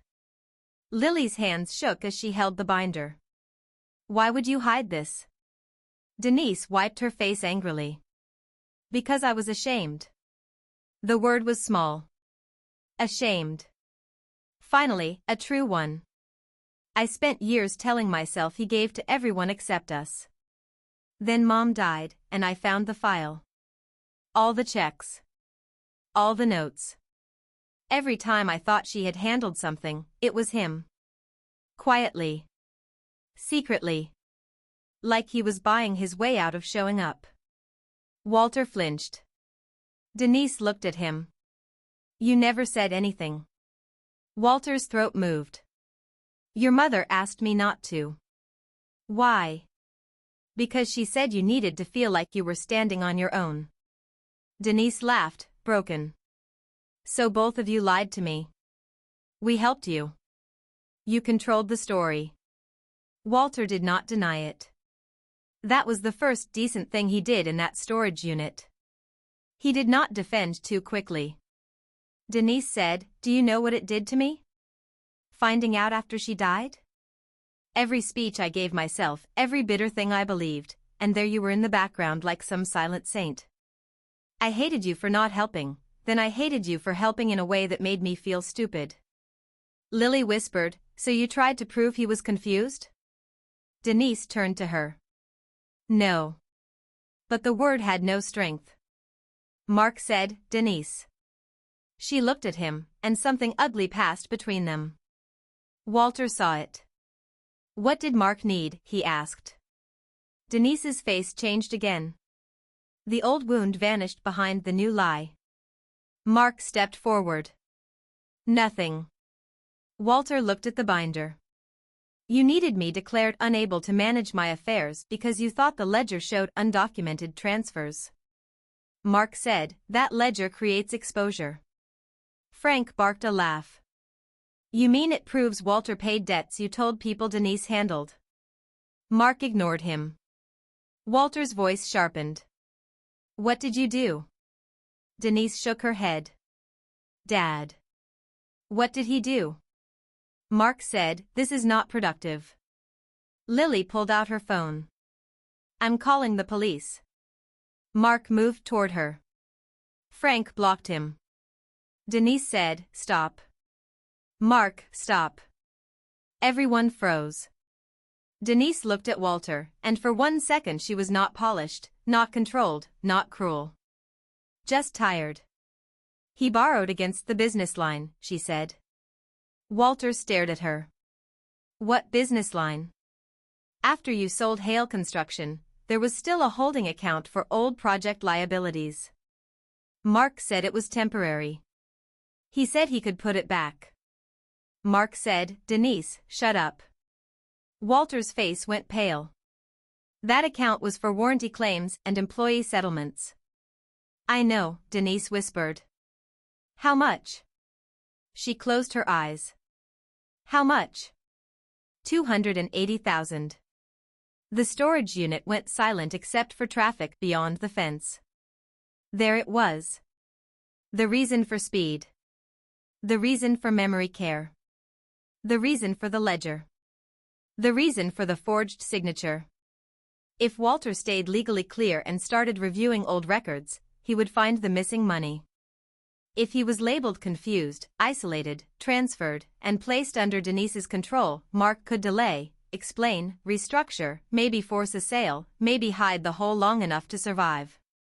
Denise's resentment gave the plan emotional permission. Mark's debt gave it urgency. Elaine's professional language gave it cover. And Walter's age gave them the weapon. He closed his eyes. For a moment, I thought he might collapse. I stepped toward him. He lifted his good hand slightly. Not yet. He opened his eyes and looked at Denise. You were angry that I helped you quietly. She said nothing. So you quietly helped him take from me. Denise covered her mouth. Mark snapped, no one took anything. It was a liquidity issue. Walter looked at him with a coldness I had not seen before. There is the man my daughter married. Mark's face reddened. Lily called 911. This time, no one stopped her. Elaine left before the police arrived. She said she was going to her car for documents. She did not come back. The officers who came were young enough to look uncertain when they saw an elderly man, a crying daughter, a furious granddaughter, a storage unit full of files, and a retired nurse holding handwritten notes in a shoebox. Real consequences do not arrive like movie scenes. They arrive confused, undertrained, cautious, asking the same questions 3 times. Did Walter come willingly? Was anyone threatened? Who owned the binder? Were there legal documents? Was there immediate danger? Walter answered clearly. Lily answered sharply. Denise answered in fragments. Mark answered too smoothly. Frank answered with insults that did not help but were emotionally understandable. I answered only what I had seen. The officers did not arrest anyone in the storage unit. That would have been satisfying. It would also have been false to how these things usually work. They took statements. They called Adult Protective Services. They advised Walter not to leave with Denise or Mark. They documented the disputed removal. They told Mark financial allegations were civil unless evidence showed criminal conduct. Mark relaxed at that. Walter noticed. So did I. When one officer asked Walter where he wanted to go, Denise lifted her head. For 1 second, she looked like a child waiting to be chosen. Walter saw that too. Pain crossed his face. Then he said, back to Silver Palms. With my granddaughter. Denise looked down. That was the consequence before any court, any investigation, any paperwork. Not punishment. Choice. Walter chose not to leave with her. We returned to Silver Palms at dusk. The building's lights glowed warm against the desert sky. The fountain still ran. People were eating dinner. A pianist in the lounge played something soft and old. Normal life has terrible timing. Bethany met us at the front with Dr. Rao on speakerphone. This time, Bethany did not speak in phrases. She said, Walter, I am sorry. He looked at her. For what exactly? She swallowed. For allowing your family's wishes to become easier to follow than your own. That was a better apology than most. Walter nodded once. Do not do it to the next person. No, she said. I won't. Maybe she meant it. Maybe liability meant it for her. Sometimes motives are mixed and the result still matters. Lily stayed in Walter's room that night. Frank slept in the recliner, though he claimed he was just resting his eyes. I was not scheduled, but I stayed until midnight helping Selena because the building felt fragile. At 11:12, Walter asked me to walk with him to the balcony. You should rest, I said. I have rested enough for one lifetime. We walked slowly. His steps were careful. The walker made small rubber sounds against the floor. On the balcony, the air was cool. Scottsdale lights spread out in the distance, clean and glittering. Expensive darkness. Walter leaned on the railing with his good hand. I was not a good father, he said. I did not rush to comfort him. People often confess too late because they want someone to reduce the sentence. Walter deserved honesty more than comfort. I do not know, I said. He looked at me. You have an opinion. I think you loved people through solving problems.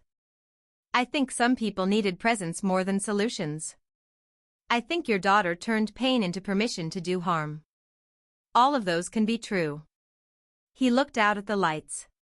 My wife knew. About the money? About all of it. She said Denise was proud. Said if we helped too loudly, she would feel owned by it.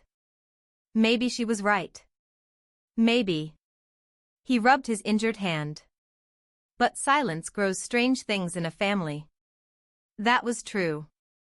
He looked at me. Do you have children? One daughter. Do you tell her everything? No. Why?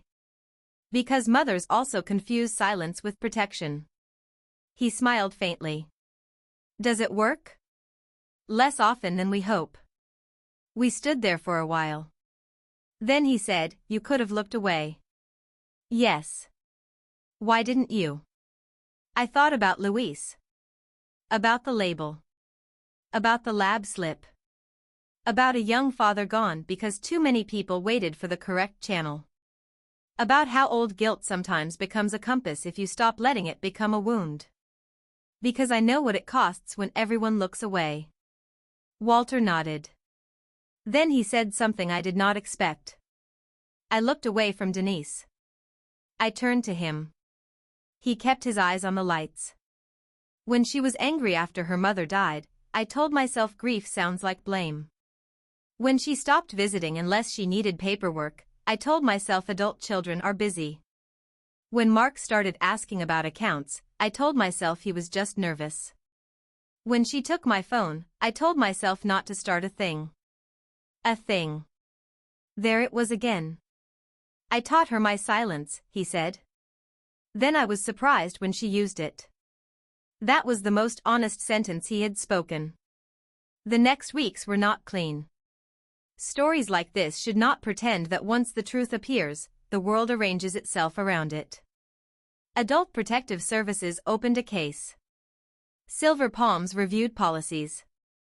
Elaine Porter's consulting firm sent a letter denying wrongdoing. Mark hired an attorney. Denise sent Lily long messages at midnight, alternating between apology, explanation, accusation, and despair. Walter met with his attorney, not for revenge, but for repair. His legal documents were updated properly. Lily became primary medical advocate if needed. Frank became secondary. Denise was removed from emergency decision-making, not from his life entirely. That distinction mattered to Walter. Lily wanted him to cut Denise off completely. Frank did too. I said nothing. It was not my family. But one afternoon, Walter asked me what I thought. He was sitting at his table with 3 folders laid out. Medical. Financial. Personal. The personal folder was empty. I think access and love are not the same thing, I said. He looked at me. You can love someone without giving them the keys to the room where they hurt you. He wrote that down. I pretended not to notice.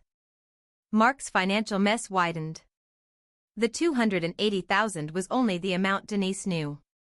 There were other transfers, short-term loans, client funds moved in ways I did not understand and did not need to.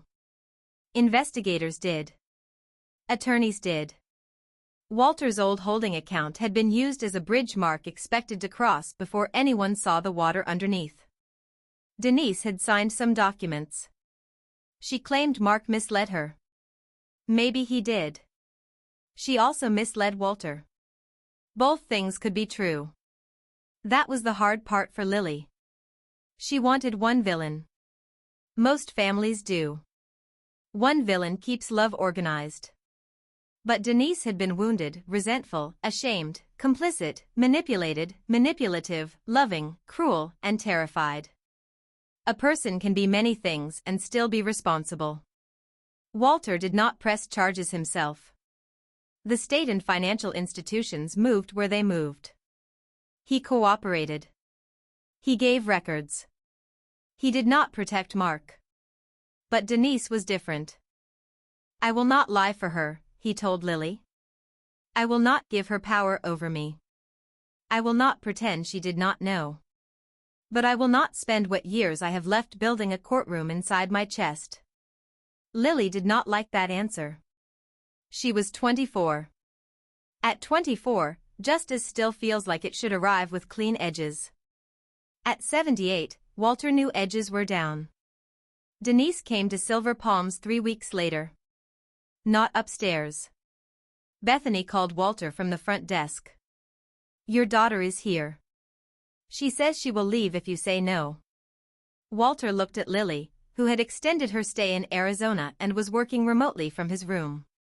Lily said, You do not have to. I know.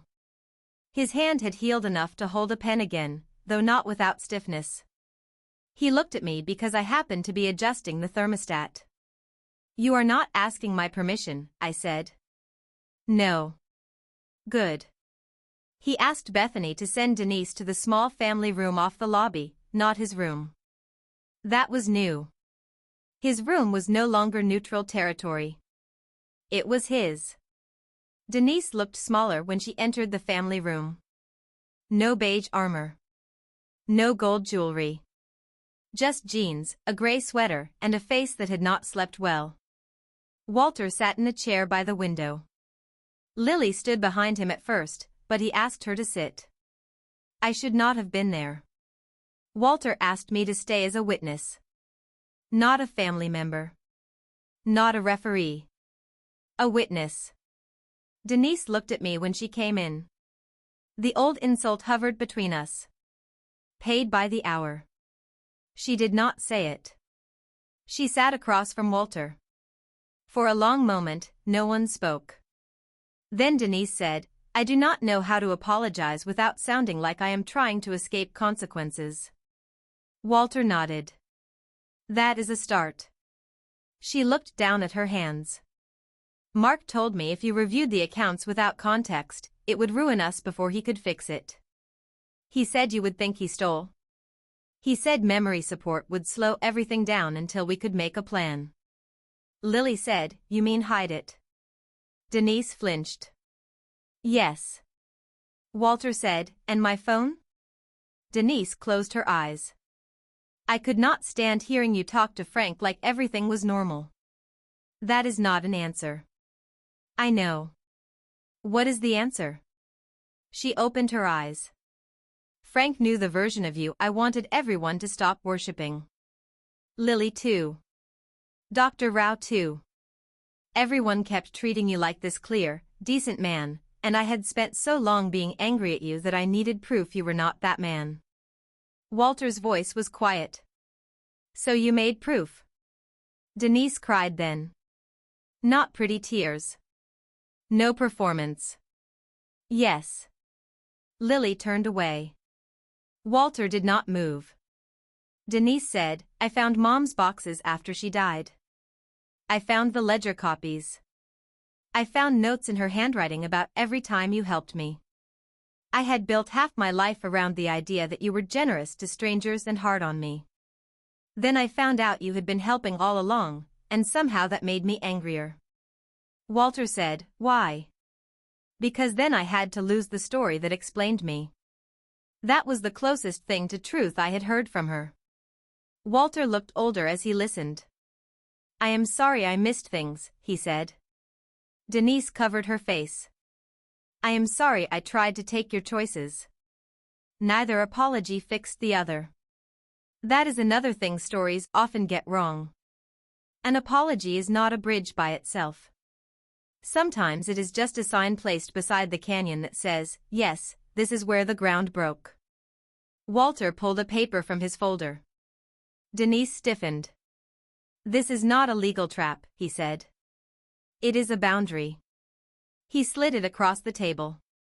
Denise read it. I could not see every word, but I knew because Walter had shown Lily earlier. Denise could visit twice a month with Lily or Frank present until Walter decided otherwise. She could call once a week. She could not access medical records, financial records, visitor lists, phone settings, transportation arrangements, or staff instructions. If she pressured staff, visits stopped. If she brought Mark, visits stopped. If she discussed money, visits stopped. At the bottom, Walter had written in his own hand. I am willing to know you again. I am not willing to be managed by you. Denise read that line 3 times. Then she whispered, that is fair. Lily looked surprised. So did Walter. Denise signed it, not because it had legal force, though later the attorney added pieces that did. She signed because Walter asked for a visible act after too many invisible ones. Her signature shook.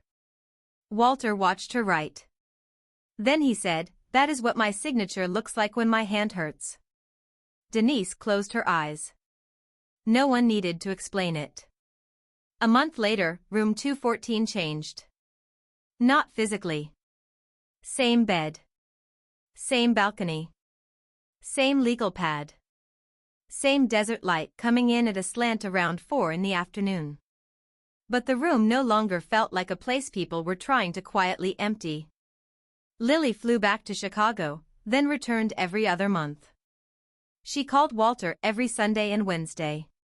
Frank resumed his nightly calls at 9:40, though now sometimes Walter let it go to voicemail just to prove he could.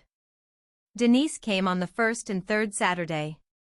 The first visit was stiff. The second was worse. The third, she brought a box of her mother's sewing things and cried in the hallway before going in. Walter did not comfort her in the old way, by making the discomfort disappear. He let her carry it. That was new for him. I stayed at Silver Palms. Bethany asked if I wanted a full-time care coordinator position after corporate made several changes that sounded more impressive in memos than they felt in hallways. I said no. I liked nights. Nights tell the truth. During the day, families perform. Administrators polish. Consultants speak in complete paragraphs. Residents try to look better than they feel. At night, people ask where their wives are. They admit they are scared. They call old friends. They press call buttons because loneliness has become physical. They remember what matters and forget what does not. Walter remained Walter. He still corrected menus. He still complained about the courthouse roofline. He still made lists. But one list changed. He started writing names of people he had helped and what happened to them after. Not amounts. Not records. Outcomes. Jenkins' daughter became dental hygienist. Morales' niece married firefighter, 2 kids.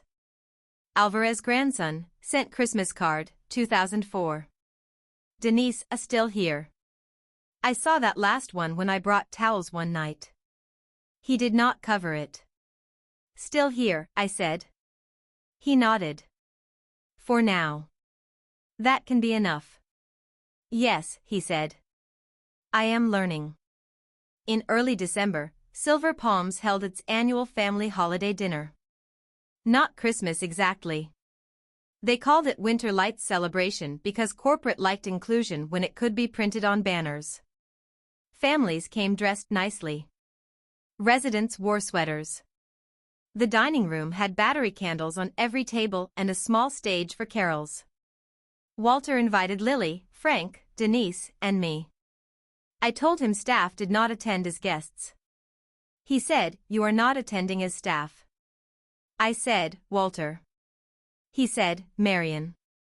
We stared at each other. He won because old contractors can be stubborn and because I was tired. I came in a navy dress I had not worn since my daughter's college graduation. I felt awkward walking through the lobby without scrubs. People treat you differently when they cannot immediately tell what kind of service you provide. That is not a compliment to people. It is an indictment. Walter sat at a round table near the window. Lily was beside him. Frank wore a bolo tie. Denise sat across from Walter, hands folded, careful but present. There was one empty chair. I thought it was mine. Then I saw the place card. Marion Brooks. Guest of Walter Hale. Not caregiver. Not staff. Not paid by the hour. Guest. I stood there too long. Walter pretended not to notice because he had learned some mercy. Sit down, Frank said. Before the chicken gets worse. I sat. During dinner, Denise was quiet. Not cold. Just careful. At one point, a resident from another table came over to ask Walter about a rumor that he had stopped a memory transfer because of forged documents. Old people love gossip as much as anyone, and Silver Palms had been dining out on fragments for weeks. Walter said, the rumor is inaccurate. Denise's fork paused. Walter continued, I did not stop it. Marion did. I looked at him. That is not true. It is partly true. Partial truth is how this whole mess started. Frank laughed. Walter smiled, then looked at the resident. What happened is this. People mistook concern for consent. Marion asked for proof. The resident nodded like that was a proverb. Maybe it was. After dessert, Bethany made a short speech about community, safety, and listening better. It was polished but not empty. I watched her glance once toward Walter when she said, a resident's voice must not become less important just because a family member speaks louder. Walter did not clap. He nodded. That was more. Near the end of the dinner, Denise stood. Lily tensed. Walter looked up. Denise held a small envelope. I found something in Mom's sewing box, she said. Walter's face changed. Denise placed the envelope in front of him. It was yellowed, soft at the corners. On the front, in handwriting I assumed belonged to Walter's wife, was written. For Walter, when Denise is ready to stop being angry. Denise sat back down. Walter stared at the envelope like it might vanish if touched. Did you read it? He asked. Denise nodded. And? She swallowed. She said you both made mistakes. She said you loved me badly sometimes, and I punished you accurately sometimes, and neither of those things was the whole truth. Walter closed his eyes. Lily whispered, Grandma wrote that? Denise nodded. She also said the money was never supposed to be a secret forever. She said she wanted to tell me when she thought I could hear it without turning it into a weapon. Walter opened the envelope. Inside was a recipe card. Not a letter. A recipe card for lemon pound cake, covered in notes. On the back, in smaller handwriting, was one line. Stop trying to win the old argument. Sit down and eat before everything gets cold. Walter laughed once. Then cried. Not much. Enough. Denise reached across the table, then stopped before touching his hand. That stop mattered. She was learning permission. Walter looked at her hand. Then he moved his left hand halfway across the table. She met him there. No one clapped. No one made a speech. No one said family is everything. The chicken was dry. The candles were fake. Frank complained the coffee tasted like brown water. Lily took a photo and then asked before posting it. Denise said no. Lily respected that. It was not a perfect ending. Perfect endings are usually lies. But it was a different room from the one they had almost built around him. No locked door. No missing phone. No forged comm. No one writing confused beside his name because he asked a question. Later that night, after the dinner ended and families went home, I changed back into my scrubs in the staff bathroom. The navy dress went into a garment bag. My shoes hurt. My back hurt. My heart felt strangely light and heavy at once. I went upstairs for one last round before leaving. Walter's door was open. He was sitting at his table, the envelope from his wife beside him, the place card in front of him. Marion Brooks. Guest of Walter Hale. He had drawn a small box around the word guest. You should sleep, I said. So should you. I am younger. Not enough for that tone. I smiled. He tapped the place card. I was thinking of keeping this. You keep everything. Not everything. He looked toward the closet. The project boxes were back on the bottom shelf now, labeled properly. Desert View Elementary. Mesa Clinic. Church Annex. Private Help. A new box sat beside them. On the lid, Walter had written, Things not to hide. I pointed at it. That sounds dangerous. It is. What is in it? Copies. Lily's contact forms. Updated medical papers. Denise's boundary agreement. My wife's recipe card. A note to myself. What note? He opened the lid, took out a folded sheet, and handed it to me. His handwriting was still not as smooth as before the injury, but it was his. If I start choosing silence because it is easier, ask who benefits. I handed it back. That is a good note. You taught me that. No, I said. You were expensive to teach. He laughed. Then he grew quiet. Marion. Yes? I am sorry I did not see you clearly at first. I looked down the hallway, where Selina was helping Mrs. Donnelly with her walker, where the night smelled like lavender lotion and lemon cleaner, where call lights blinked softly like small stars asking not to be ignored. You saw me when it mattered, I said. He shook his head. That is a generous answer. It is a night shift answer. We ration drama. He smiled. I turned to leave. At the door, he said, the board changed. What board? Nurses' station. I walked down the hall. The whiteboard listed each room with short notes for night staff. Room 210, fall risk, bathroom assist. Room 211, hearing aids charging. Room 212, family bringing sweater. Room 214 had been erased and rewritten. Not confused. Not family requests limited interaction. Not transfer pending. Just. Room 214, Mr. Hale. Awake. Oriented. Calls Frank at 9:40. Ask before changing anything. I stood there for a long moment. Then I picked up the marker and added one small line beneath it. Phone on nightstand. When I looked back, Walter was standing in his doorway with his walker, watching. He read the line. Then he nodded once, turned around, and went back into his room. No speech. No music. No final lesson. Just an old man with his phone where he could reach it, a door that stayed open because he wanted it open, and a name on the board that belonged to him again.